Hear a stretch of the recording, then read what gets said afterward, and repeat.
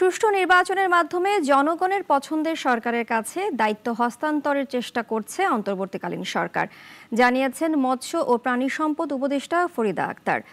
ময়মনসিংহে বাংলাদেশ মৎস্য গবেষণা ইনস্টিটিউটে আয়োজিত এক কর্মশালায় এসব কথা বলেন তিনি।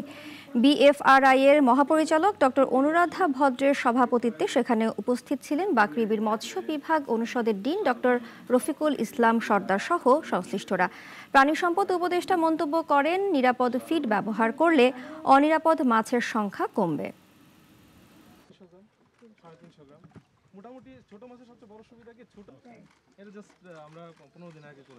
সার্বিকভাবে একটা অন্তর্বর্তীকালীন সরকার একটা চেষ্টা করছে যে একটা সুষ্ঠু সুন্দর একটা নির্বাচন দিয়ে তারপর একটা নির্বাচিত সরকার যাকে জনগণ তাদের পছন্দ মতো সরকার গঠনের একটা প্রক্রিয়ার মধ্যে যেতে পারবে।